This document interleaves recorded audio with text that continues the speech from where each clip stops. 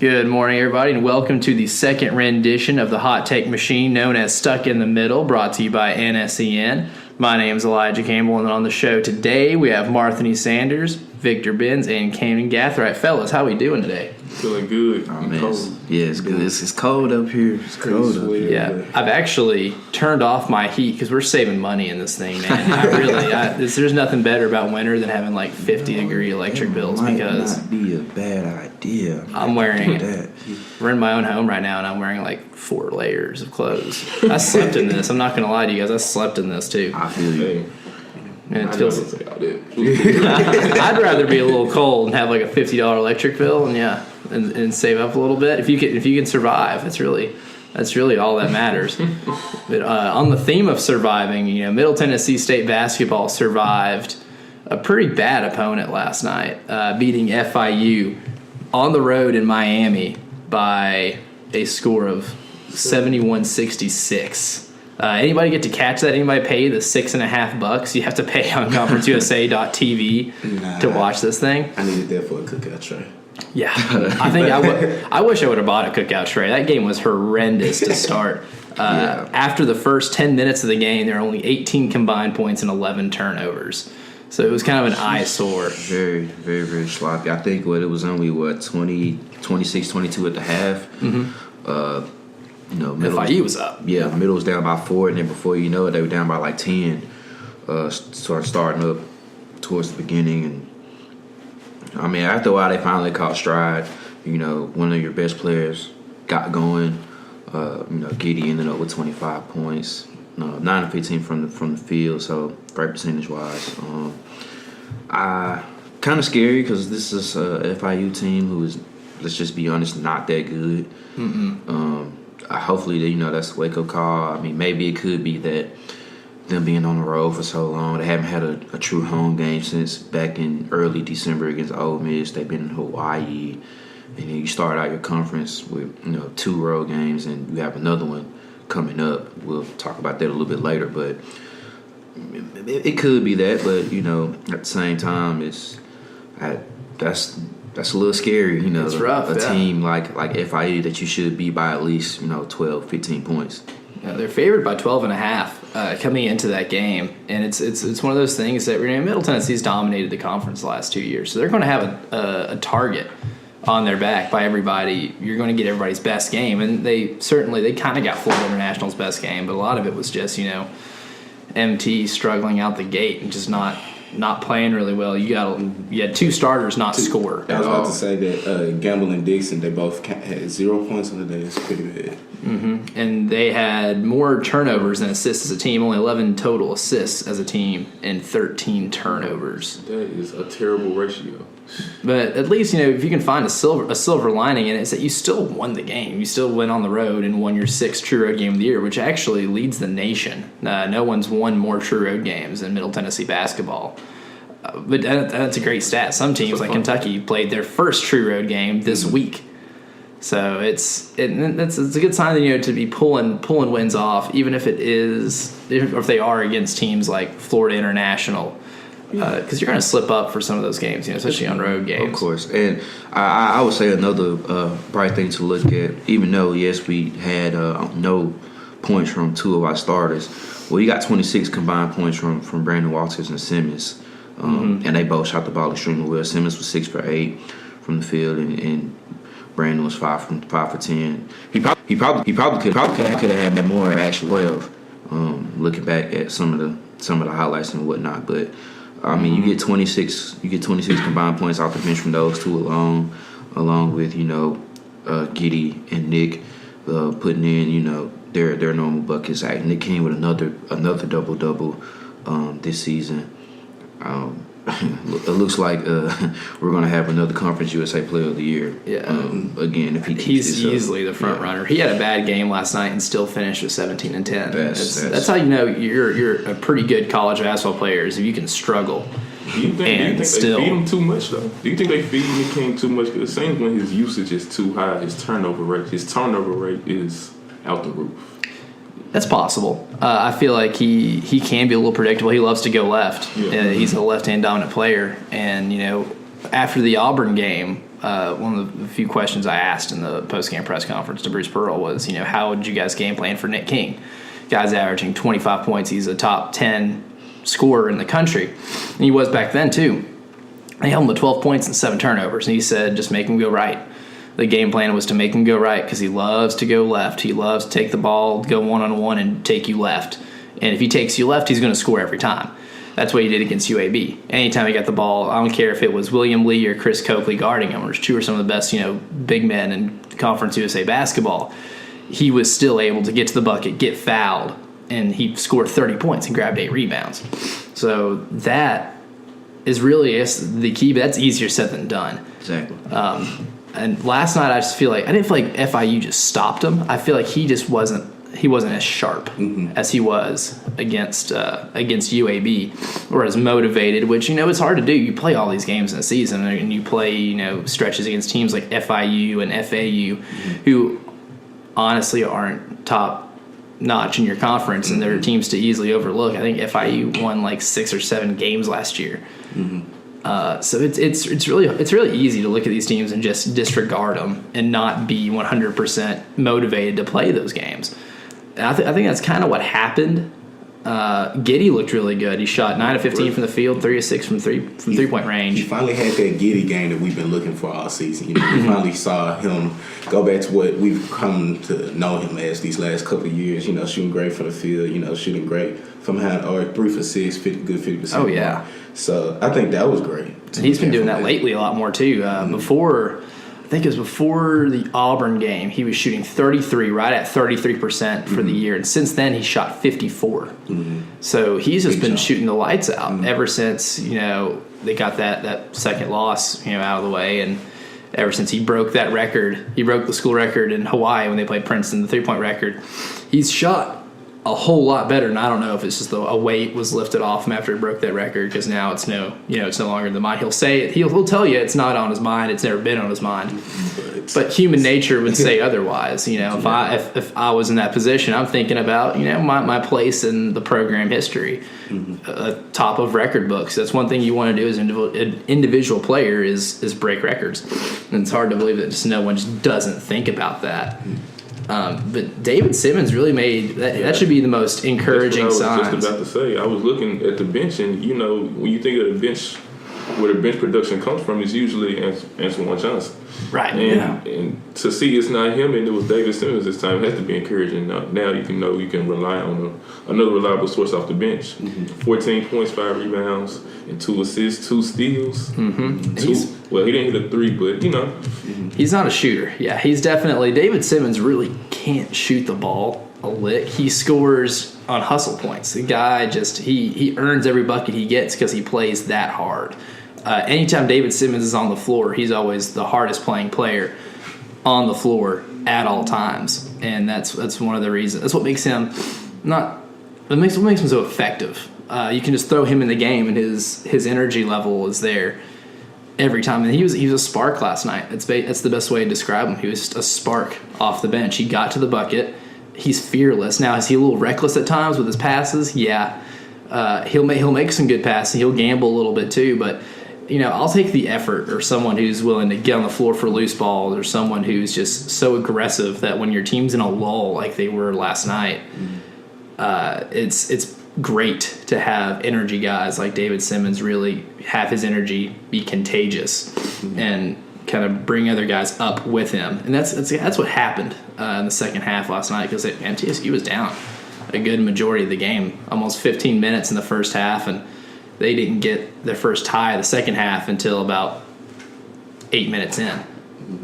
So if you look at the play-by-play, MTSU was battling from behind, and David Simmons comes in. He has a couple big buckets, and Giddey hits a couple threes to kind of fill that void where David doesn't shoot very well from beyond the perimeter. And you have a comeback, and you're able to win in overtime like they did. I was going to ask y'all, speaking of voids and effort and whatnot, how worried are y'all about Mr. Dixon?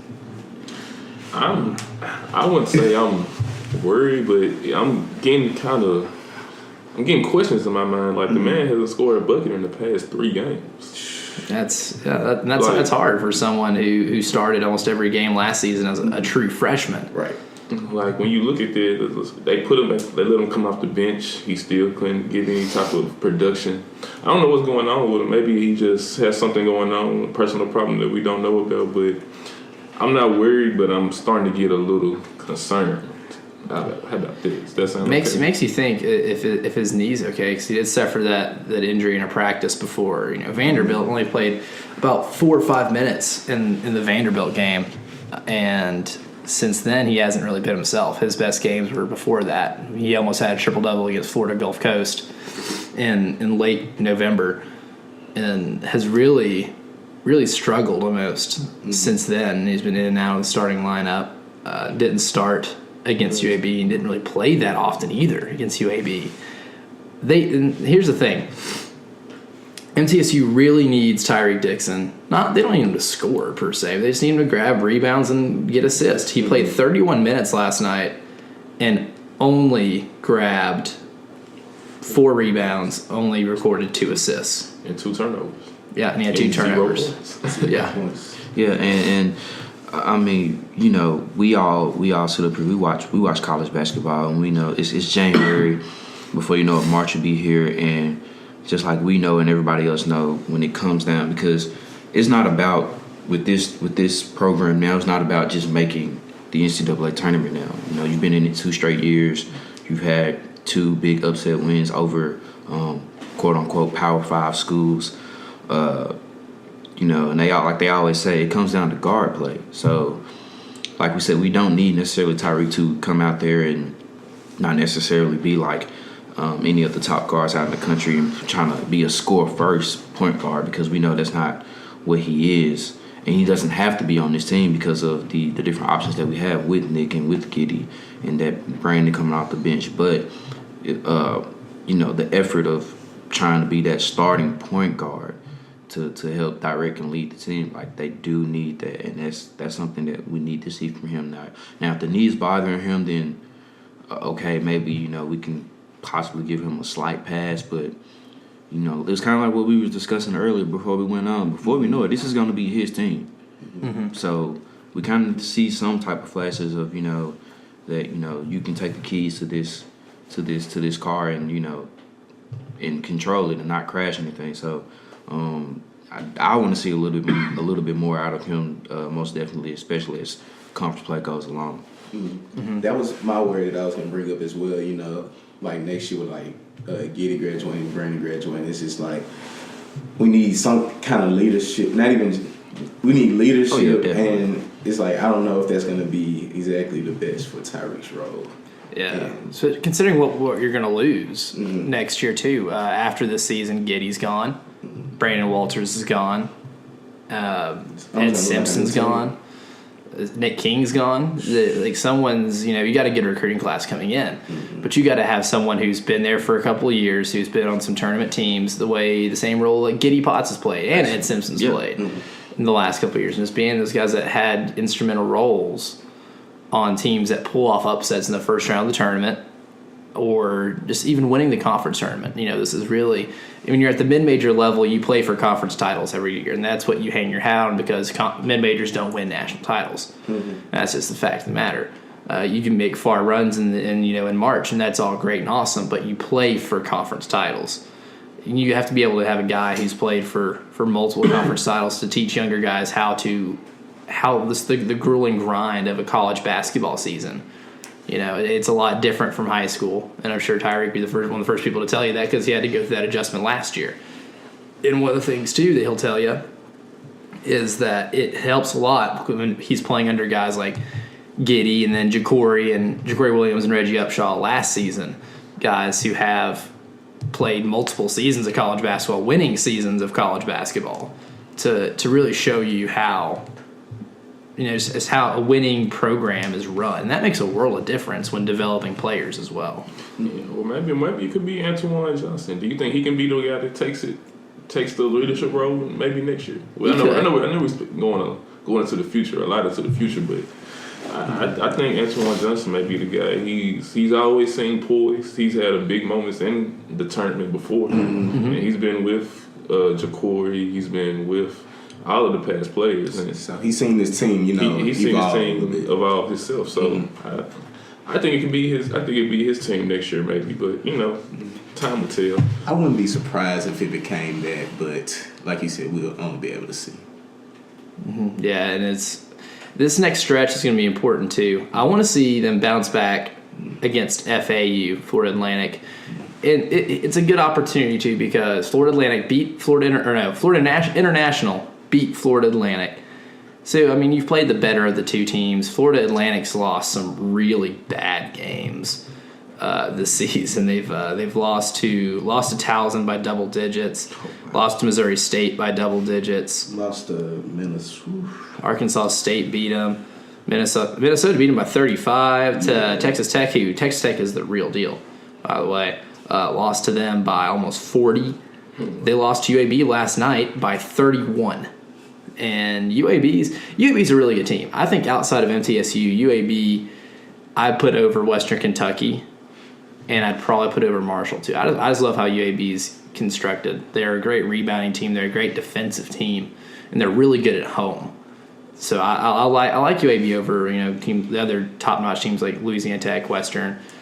But then UAB beat Florida Atlantic at Florida Atlantic by that score. So the road didn't affect UAB kind of the way it did MTSU last night. So this is a game that another one where you're playing one of the bottom feeders of the conference, and you just have to take advantage of a bad team. They didn't do that as well last night. It's kind of like Saturday's going to be a redemption thing for MTSU. If we look at the line already, the game is a 4 p.m. start. At FAU. Yeah, at FAU. I don't know if the game line is up. No, they don't have it up just yet. Yeah, But I'm pretty sure you're going to be favored by double digits. Yeah. The same way you were against Florida International. It's just how are you going to rebound against a really disappointing game? And that's going to go a long way to looking at how this team's attitude is. And they've done really well, with rebounding after losses before. They rebounded well after they lost to Belmont, ripped off like 6-7 wins in a row. They responded pretty well after losing to Auburn by beating Princeton in a hard-fought game. Princeton's a tournament team. Ended up losing 2 straight to USC and Miami, who one was a preseason top 10 and the other one was in the top 10 most of the year. Yeah. 2 excusable losses. Yeah, exactly. But and they were winnable games. Very winnable games, but and it's one of those things that if you're able to compete, you show yourself something in those. Now, winning it doesn't, losing those games, don't put those games on your resume for wins come March, but it gives you confidence to know you can play with anyone. In Middle Tennessee, you can play with anyone.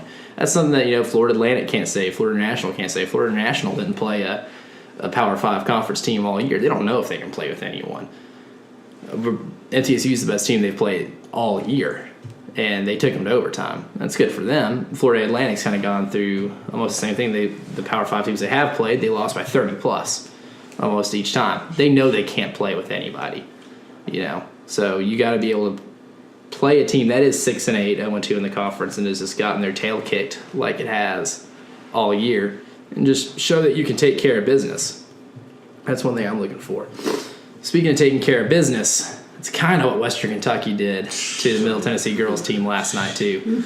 I don't know, is anybody here right now remember the last time the women's team beat Western Kentucky? 'Cause I don't think it happened last year. No, I want to say maybe when it was what's her name?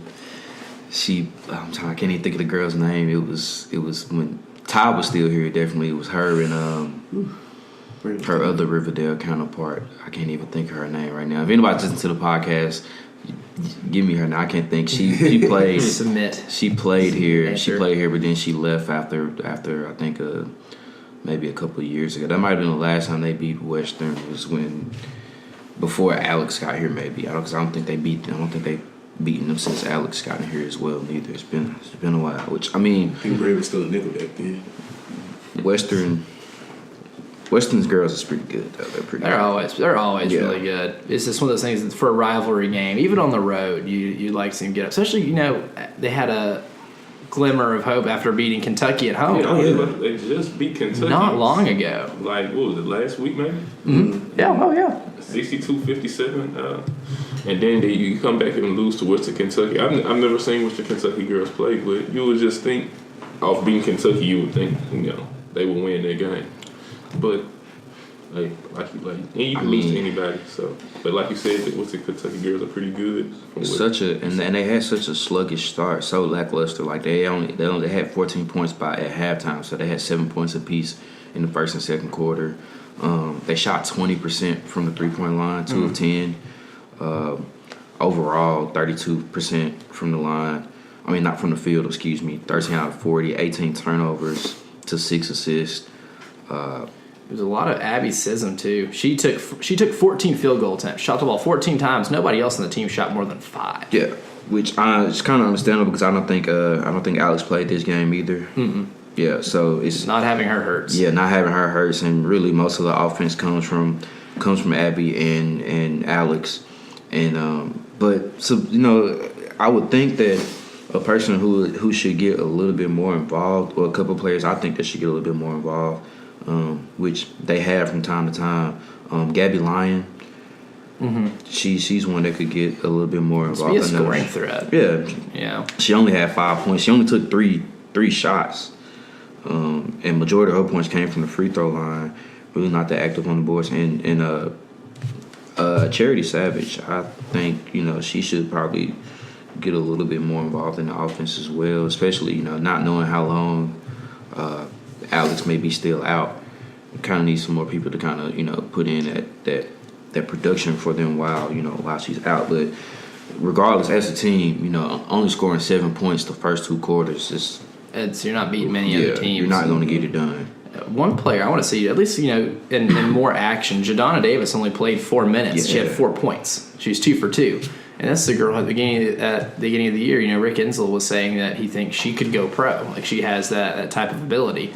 But she's only playing 4 minutes right now. I don't know. So she's either not able to guard at this level. Maybe she just can't get it. Maybe it's just something. Jamming out over there, Cam? Yeah. I don't know what that was. But maybe she just can't get the offense or maybe the defense, the flow into her mind. Maybe. I don't know. But someone that size with that type of skill should be playing a lot more. There's something that just isn't there. If she's only playing 4 minutes in a game like this, and she's really efficient. I mean, I'll take 4 points in 4 minutes on 2 of 2 shooting. Definitely. So she's got talent. There's got to be something there, and they need all the help they can get, especially without Alex in the lineup. And you're having one player shooting 14 field goal attempts, and your 4 other starters shoot 14 combined. And you need another dimension to your offense. When one of your best players goes down. And another thing, too, is they need someone who's able to pass the ball, a facilitator. They only had 6 assists on the night and turned the ball over 18 times. That's not winning basketball. If you have just having a negative assist-to-turnover ratio is bad enough. When your assist-to-turnover ratio is 1 assist to every 3 turnovers, something's not right. Your offense isn't efficient. Considering Western Kentucky had, if you look at theirs, they were 10-10. Which isn't great, but it's better than 1 to 3, And they had a little more balance. They had 3 girls scoring double digits. Tasha Brown had 17. She's 6'15", and it's not like Western Kentucky just lit it up. They won this game shooting 33.9% from the field. So boom. Back to the other player who the last time they won against Western Kentucky, Olivia Jones. That's who it was. It was the last time they won here. They had Olivia Jones, Bria Edwards, and Ty Petty. They were all still here when the last time they beat Western Kentucky. What year was that? It was 2014. Wow. So it's been a couple of years since they've won against Western. That's rough. But so that the loss puts that's also MTSU's first conference game. Let's see. So you start conference play off on the wrong foot, especially losing to a rival. But you got UAB next, and I think think their record is pretty good this year, actually. Right How, now, 2. Yeah, how's 12-2. Yeah, 12-2. Ooh, that's gonna be tough. Anyone know the status on Alex Johnson? That's on a great question. All right, health-wise. Because if she's out for a while, then you're gonna go. Well, it's the way the team is right now, playing the way, unless they start just shooting like 50-60% from the field, then they just they scorch earth and not turn the ball over a billion times. And then I don't see them having much of a chance against teams like UAB. Or teams at the top of the Conference USA. It's no word on it. There's no word on it. They're just saying she's out. I mean, keeping it in house. Keeping it in house. I don't know when she's gonna be back, but they've been playing pretty well with. I want to say they've been playing well, but they've been decent. Been better. They've had some big wins and they've had some bad losses. 8-5. Well, 8-6 now, but still above 500. But could definitely be better. Yeah, did anybody see their game? And they've had some good games. Exclude the 80-26 loss at Louisville. Take that out. You beat a good Troy team. You almost won at Georgia Tech. You almost won at Ole Miss. You keep those in single digits. And then the comeback win against Kentucky. And that's the big one. I feel like that's a huge game. For even just Collins beating an SEC team, beating them like they did. I don't know Kentucky's record. They're usually pretty good, and they have some girls that can play. Yeah, they were 8-6 at the time, so they weren't bad, but pretty decent team. And the SEC dominant. SEC is king in women's basketball outside of UConn. I mean, you got UConn, you got the SEC. Yeah, especially those. It's UConn. South Carolina. And this past year, you had an all-SEC national championship game. Tennessee is back again. Yeah, number 7. Isn't that just nice to see? Nice to see UT women be as good as they are right now. Post Pat Summitt, they haven't been anywhere near as good. They have quite a few teams in the SEC that's in the top 25 in women. So that in Kentucky is probably right outside that top 25. They're definitely in the top 50 for sure. Maybe. And they're probably going to be in the NCAA tournament like they have been.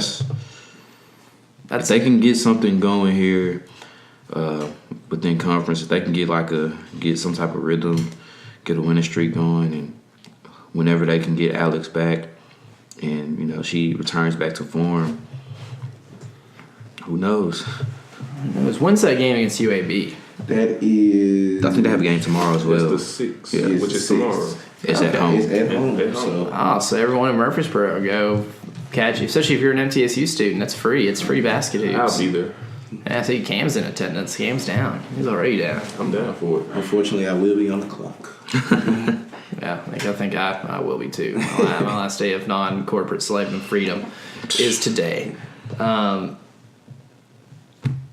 Another sports news. There's a pretty big game this weekend in pro local sports. Waiting on this one. Yeah, I know. Cam's impatiently waiting to talk some Titans football. Let's kick off the playoff season. This is the first playoff year for the Titans since 2008. 10 years. Yeah, it's been 10 years, since the Titans a long have been in the 10 years playoffs. at that.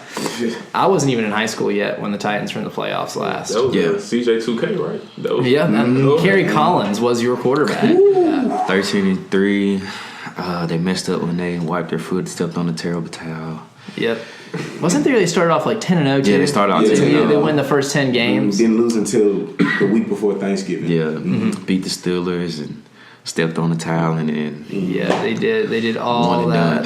One and done. Mm-hmm. I remember. I still remember the no delay of game call. I don't know if any of you guys remember that playoff game where Joe Flacco snapped the ball on their final drive that won the game. They ended up snapping the ball like 2 or 3 seconds after the clock hit 0, and there was just no call. And I don't recall that, but that sounds like something questionable. Yeah, it's very, very Titans-esque. I still remember that, and I still just remember being enraged. Don't even that much a Titans fan, but I was wanting to see him win. And I was much a Titans fan, and I really thought that might have been the year that we made a good run to the Super Bowl. Possibly we had the first round bye.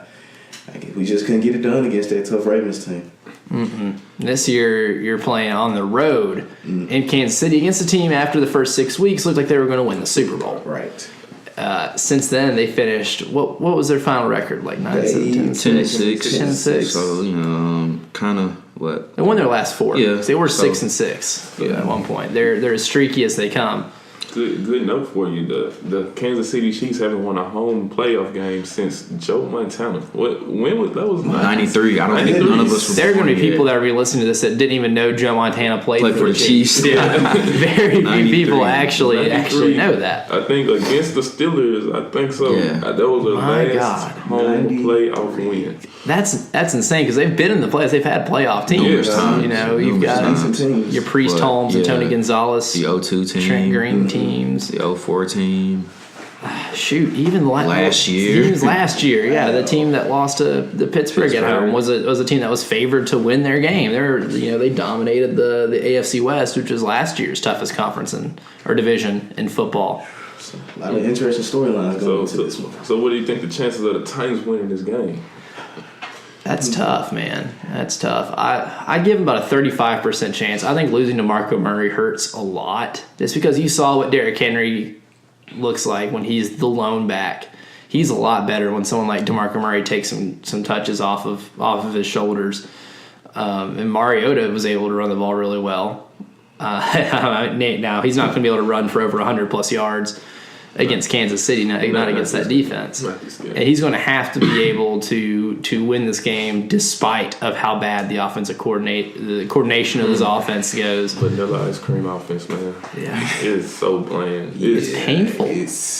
And you're right, without DeMarco Murray, I think it's going to be kind of hard on Derrick Henry. You look at these, it's cold outside. You need someone that's going to run at the defense, run them right in their mouth. And I think if you had DeMarco Murray, he could offset the offense. You know, it was like give him a whole new breath when Derrick Henry comes in after he does his punishment with the ground and pound. So, I don't see the Titans winning this game. And not to cut you off, but not only that, I mean, most of these guys that's on this Titans roster never been to the playoffs, never sniffed the playoffs. DeMarco Murray has, you know, some type of playoff experience being with the Cowboys, so that would have been nice to have them there with there. But I don't even think it's necessarily about the two defenses. What I'm looking at is which offense is going to get something going, because we know Kansas City, they have a lot of weapons with Kareem Hunt, Tyreek Hill, Travis Kelce. Alex Smith actually has had a great year. No one has talked about him a lot, but I think he was in the top 5 in passing yards, if I'm not mistaken. And I know Brady was number 1, but I think Alex Smith was in top 5 in passing. And especially to start the season. Yeah. And I mean, as much as you know, we do criticize on how vanilla the Titans offense does get from time to time. When they can hit those explosive plays, they're a pretty good offense. But it's a great matchup to see, just because both teams do have pretty good defenses as well. So I just want to see what offense we'll be able to get off, and who can, you know, impose their will, because usually the Chiefs were your normal, you know, 4 yards in a cloud of dust. But this year, especially like we said towards the beginning of the season, they were hitting a lot of big explosive plays, especially at home. Now, I don't think it's going to be as cold as it normally would be in Kansas City. I think this Sunday it might be a little warm, which I think 35, 36 degrees around there at that time. That's tropical. That's pretty warm. Yeah, that's pretty warm. So it might not be as cold as normal. So I think that's one matchup I would like to see. As far as Titans' chances, I think they have a chance. Like you said, you know, Chiefs haven't won a home playoff game since any of us has been alive. So I'm not a big superstitious guy, but that's something that you have to look at. And the last time I think those two teams met in Arrowhead, I want to say Tennessee, they won off a last-second field goal with Ryan Succop. So kicking a rock for a football, and it was definitely cold that game. So I don't think they won't come in there, you know, nervous or scared or anything like that. They will try to treat it like it's just another game. But I mean, everything is magnified in the playoffs. So I give them I give them maybe, I'm with you, Elijah, maybe 35-40% chance, but, we'll have to see. I'm going to say the Titans have a bigger chance. I know I'm a little biased, but I feel like the Titans have a bigger chance than what everybody's giving them. Yeah, DeMarco Murray is out, but I've been looking at it. It looks like Kansas City is dealing with a fair share of injuries themselves. They lost 2 of their kick returners in Akeem Hunt and Deontay Thomas, and also they've been battling this week. Looks like 2 of the members of the defensive line are questionable right now as they miss practice time this week, and that's going to be crucial, putting pressure on Marcus Mariota. Mm-hmm. So I think that if you free up Marcus Mariota a little bit, give him a little bit more range to scramble around, because that's lately what he's been making his bigger plays off of, getting out of the pocket and possibly running for his own first down. So I feel like, with that in mind, it's a slight chance there. I really want to see how the Titans are going to guard the human cheetah and Tyreek Hill. I know he only has 2 routes. He has a go route and he has a curl route. But their go route, it hasn't really been stopped all season, if you want to be honest. Hard to keep up with him. And then you have Travis Kelce in the middle of the field.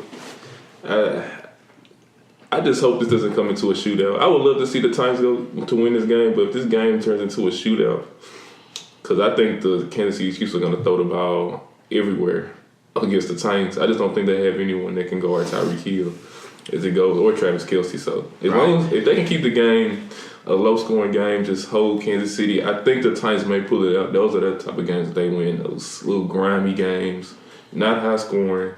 Mm-mm. Just keep it in the 20s. But if it get anywhere higher than 25, they're in trouble. They're losing. Yeah, but by the way, you mentioned all those guys, like, from the receiving standpoint, if you start to want to double up on them, they can just hand that ball off to Kareem Hunt, and then he catches passes out of the backfield. So the defense definitely has that work cut out for them. I think it's going to be. I don't think it's going to be a shootout. I'm not quite sure, because I mean, at times Kansas City they struggle to put points on the board, which they shouldn't, which is as much talent as they have. Mm-hmm. But I think definitely within that first half, I think it's going to be a defensive battle, and I think it's just going to come down to adjustments in coaching. And I mean, I kind of hate to say it, if we're going to adjustments in coaching, Malarkey, Trubisky, Andy Reid. And this is Malarkey's first time in the playoffs himself. Especially, I think it's the second. Might be a second time. When he went with like Buffalo, but they were like 9-7 then. And they didn't have much of a chance in that game. And I mean, Trubisky, he's been in the playoffs a couple of times, being a wide receivers coach in Atlanta. But if it comes down to adjustments and coaching, Kansas City definitely has the advantage on there. I mean, they got the spread by 8.5, so it's close. But I mean, it's a lot of different factors that's going into it that could bode well for the Titans. So I wouldn't necessarily just wash them out with it. But if they, I'm right there with you. If they hang around, it's low scoring. If I'm a Chiefs fan sitting in that game, I'm like, okay, I'll be a little worried, because Mariota could break out a run here and there, or Derrick Henry could break out a 75-yard run, and luck can just happen. Yeah, that's one of those things. You let teams that don't belong with you hang around, luck is going to happen. And also another thing I would like to see: what if Darrelle Revis can come back to old? He may not be the old New York Jet, but maybe he could be the New England Patriot. And be good enough. Be good enough. If that can happen, then you got Rashard Matthews on the outside against Marcus Peters. I'm taking Marcus Peters. I don't know about y'all. Oh, yeah. Marcus, he's elite. And then I think Eric Decker's the number 2 receiver, or maybe Corey Davis. And one of them got Darrelle Revis. And the Titans are going to need to have Eric Decker find his hands. I don't know what. He's been dropping a lot of balls lately. He's replaced his hands with bricks, and he just can't. So I think the Titans really need Delanie Walker to step up. That's a guy they need to lean on this weekend if they do want a chance. But it's like, if they can't get the running game going, that play action fake and those little down the field routes with Delanie Walker may not be going. Receivers got to catch balls too. That's the thing against Jacksonville. Eric Decker dropped a lot of passes. Yeah. Darrelle Revis can play this game 80 years old and on one leg, and if you're dropping passes, it's not going to matter how good Darrelle Revis is. But I mean, at times, I know I've kind of watched Kansas City a lot. At times, their defense is known to have busted coverages. So, especially with not having Eric Berry. Yeah, not having Eric Berry back there. I mean, they had, what was that? Robbie Anderson from the Jets. I mean, scored 2 touchdowns on them. So, not trying to discredit him and not trying to talk too bad about the Jets, but I mean, let's just be real here. I think, pretty good. I thought they were going to tank this year, but they didn't. But I mean, 5 whole wins. Yeah. You could have had more games, actually. Yeah, you should have had more. But I mean, I think the Titans receiving core is a little bit more better than the Jets receiving core. So on paper they should be. So if they can find a way to get through some of those coverages, and I kind of like Delaney Walker's matchup against those linebackers to get up and across the middle. It's just, would they allow it? And, and Kansas City, with the corners they like to have in their secondary, they do like to go man a lot, a lot of one-on-one. So it's going to go to, those receivers, Rashad Matthews, Eric Decker, Corey Davis. If they can, find a way to they're going to have to win those one-on-one matchups against those corners. And the O-line's going to have to protect because Justin Houston and those guys, they're going to be coming. They're going to be coming. So if the – not necessarily saying the Titans have to play a perfect game, but if they can get some good players on offense, and if they can win the special teams battle as well too, that's going to be big. I mean, Ryan Suckup is one of the best kickers, in the league. If they can give some field position battle, put Kansas City in the hole a lot, make them, actually drive down the field, don't give up too many big plays. The key is just like we already said. The key is just to just hang around in there, get a player or two there to where wouldn't call it luck, but they just find a way to. The football guys bless them and they get something. They can be upset right there, and they could be heading to either Foxborough or Pittsburgh again and get a rematch and maybe test their luck in the division round. It's going to be a good game. Though. I don't think out of these 4 games, I think this one might be the closest one. I think this one's gonna be over our Tyrod Taylor and Blake Bortles dream team matchup that we got in the other AFC wildcard. I think that's gonna be the blowout one. I just don't know who's gonna blow out who. I don't know if it's gonna be like. I think the Bills are gonna get blown out, especially if there's no shady. No shady, man. Is he officially rolled out? He wants to play, but the way he's talking, I don't think he's. He wants to play, but he got only carted off. Yeah, he only did stretches, and then that was it. He didn't look too good. So that's why I'm a little worried that might be a blowout because they, but he's basically their offense, and I like Tyrod Taylor, but I love T-Mobile, man, but not against that. Not against Saxonville, man. Not against that. To be on the bright side, at least he's playing in warm weather. He can run and be mobile. You never know. He can play a little more comfortably than he would be playing in at Kansas City. He may turn into Mike Vick. I ain't gonna take it that far. It's don't stretch too hard. Pull something. But so I think we're almost all in agreement. I'm definitely going with Kansas City. I think they cover the spread too. I think they win by about 10 points. Yeah, I give them that too. I think the Titans will. I think they will hang in there in the first half. I think after a while it's going to come down to adjustments in coaching, and Kansas City has the more favorable advantage when it comes to coaching and adjustments. So I think after a while they pull away and they get it by 10. I don't think it'll hit 30 points though. I don't think they'll get that many points, but they'll probably win by 10 points and keep everybody else in check. Yeah, I think I'm going to take Kansas City 30-13. 30-13. Definitely. Okay. I think I'm going to take. Unfortunately, I'm going to have to take the Titans if you want to. I want to, yes, but I got to go with Kansas City, 23-17. 23-17. Okay, so you think the Titans at least cover the spread for all of you degenerate gamblers out there like myself. Yeah, I'll put money on it, which I might, probably, more than likely will. I'm taking KC plus the 8. Before we go, the playoffs are starting this week. Yeah. I'm curious to see what we have for just picks, just one-word picks for the rest of the game. So I got Jags over Bills. Cam? I got Jaguars. Got the Jags. I'm going to go with the Jags as well. Jags by 13. Jags, okay, so that was a clean sweep for Jacksonville here. Yeah. Now, Rams, Falcons. We have one Falcons fan at the table. Martha, I'll let you start this one off as a Falcons fan. The spread is I think Rams by 6.5, so by a touchdown. By a touchdown, so by 6. If this was last year Rams team, I would definitely go with the Falcons. But I don't know. I mean, it's honestly, this is the hardest game to pick out of all of them, and it's not even just because of me being a fan. It's just more so like the experience of Atlanta being in the playoffs. Knowing what it takes to get there, and this time actually having to be on the road to get there, and then you have the newcomers who I think it might be the changing of the hands here in the NFC West that they might start controlling that with the Rams. But I like what Sean McVay is doing with Jared Goff and how they're handling this. They're not they understand. They're not just saying, oh, this is just another game. They know this is a big game. It's been like forever since there's been a playoff game in LA with a pro team. So I think it's going to be close. My team, Atlanta, we're just too inconsistent on offense, and I don't think we'll be able to keep up and score enough points. I think it'll be a good one, but I say 28-21 LA. I think they come out on top and they move on. But I wouldn't be surprised if something happens, the Falcons came out and won and we go to Philly. But I think the Rams pull it out.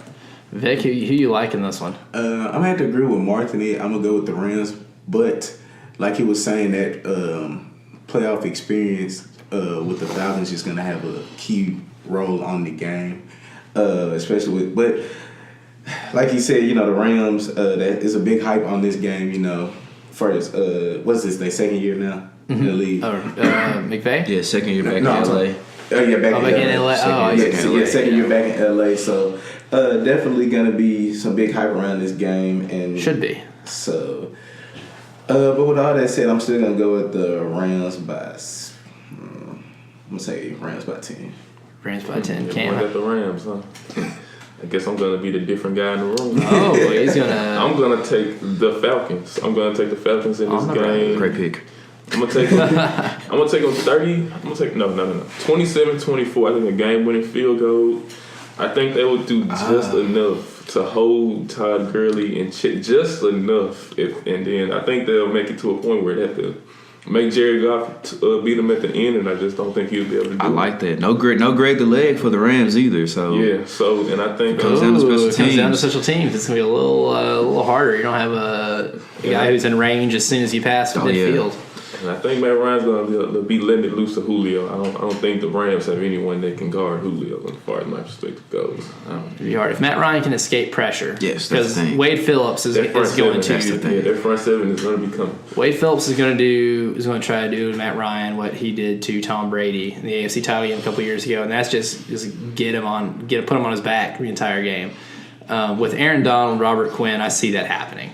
So I like the Rams by about 13-14 points. However, you get the ball off.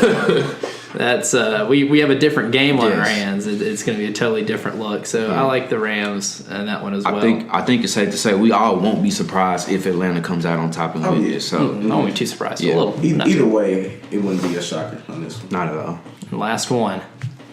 With the Saints fan at the table. Let me ask you, Panthers Saints. Elijah, who do you think is going to take this game between the Panthers and the Saints? Looking at it objectively, I'd take Mark Ingram and AK-41 in a backfield any day of the week. You have the best backfield in the NFL right now because Drew Brees he's not throwing for 5,000 yards this year. He's not throwing it all over the place, and he's not single-handedly winning games like he used to.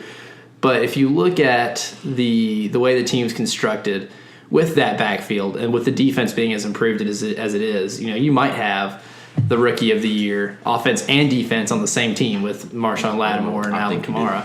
That could very well be possible. And the drafting of Lattimore alone has made this defense so much better because they got a good pass rush. Cam Jordan's one of the more underrated pass rushers in all of football. He has been for a couple of years now. And the secondary's played a lot better. It's not just bend but don't break anymore. Now it's just sometimes they just don't bend in general. This defense has looked as good since the 2009 championship season. And Drew Brees doesn't have to carry the load.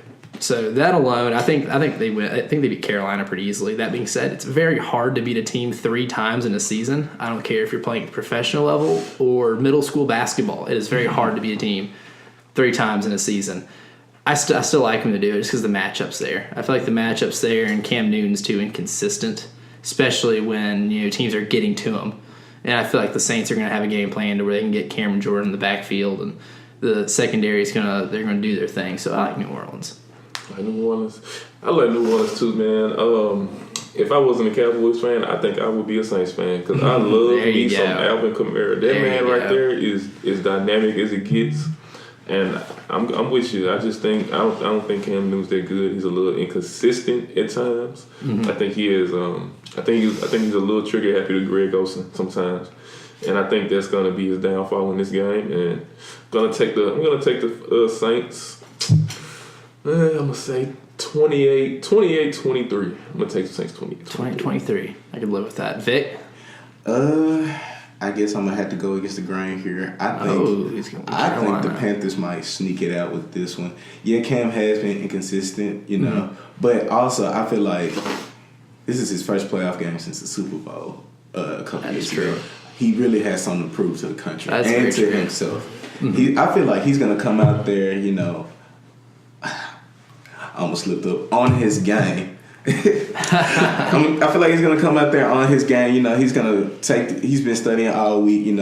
He's just like you said, they have played each other a couple times this year. So I'm not gonna say that he necessarily knows what to expect, but they know they're gonna throw a lot at him. Right. So, and as far as how's it gonna go, I feel like I said, they're just going to barely sneak it out. I feel like Cam's going to be able to get a last-minute drive down there for a field goal. So I'm going to take them Panthers 28-25.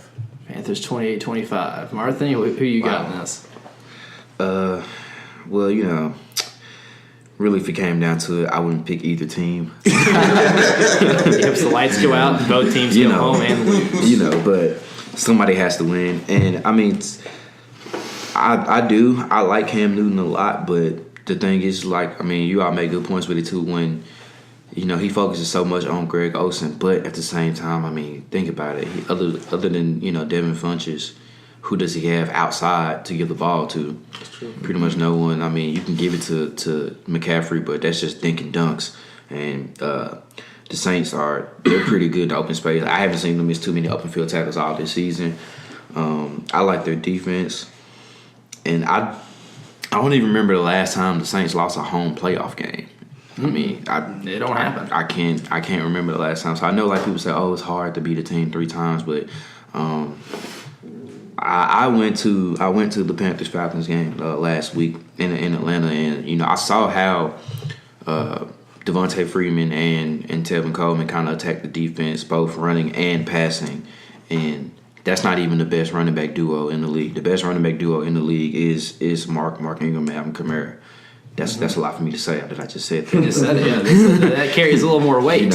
Yeah. So I just think that I think the Saints would be too much for the Panthers. They set the blueprint back in week 3 because at that point, Saints were 0-2, Panthers were 2-0, and it just looked like, okay, well, these teams are going in the opposite directions, and then they just set the blueprint of how you shut down Cam Newton at offense, and when Cam misses, he misses high, which leads to tip ball, which leads to interceptions, and that's how majority of his interceptions come about, and, the Saints defense are forcing turnovers, and the thing is, I like to say, I think the winner of this game finds a way to at least get to the NFC Championship game. I think they upset one of the top 2 seeds, which I saw that on NFL Network as well. They said this is the game involving the active leader in passing yards and the active leader in sacks in the NFL, almost all time with Julius Peppers and Drew Brees respectively. And they say the winner of those games goes to the Super Bowl, or at least win the Super Bowl, at least go to it. So I'm hoping that's interesting. But I like the Saints in this one. And I think they beat them again the third time. I just don't see how the Panthers could beat them in New Orleans. Now, if this was in Carolina, I would give them a better shot. I just don't see them beating them in New Orleans. I like the Saints by 10 points. I think it's just gonna be too much Mark Ingram and Alvin Kamara. I don't think that the Panthers get enough on offense because you just can't dink and dunk the Saints all day. It's not going to work. You're going to have to get some explosive plays down the field, and you just can't get it with just Funches and Olsen alone. That's not going to be enough because Marshall Lattimore is going to have Devin Funches on the island, and I think the pass rush is going to be too much for the Panthers to handle because even Atlanta got to Cam a couple of times last week. So I like the Saints in this one, and I think they move on to the next round. I like the Saints. All right, that's about. Yeah, one more thing. One more thing. Greg Olsen did not play in either of those games. Even though he's kind of food for thought. Greg Olsen has never played in those games, and Cam Newton was held to less than 200 yards passing each game. Ooh, it does. That throws a little bit of an X factor in there, so they can be able to shut down Greg Olsen. And if they don't, then we have a different game than we do the first two. It is going to be loud in there, though. Absolutely. Oh, yeah. It's gonna be It's loud. going to be rocking. You think so? It's going to be rocking. Oh, it's going to be It's rocking. going to be bumping. But that's about all the time we have here. Follow us at NSEN __MTDN and on Tuesdays and Fridays for the podcast. My name is Elijah Campbell, here with Marthany Sanders, Victor Benz, and Camden Gathright. And we will see you all Go Dogs. later.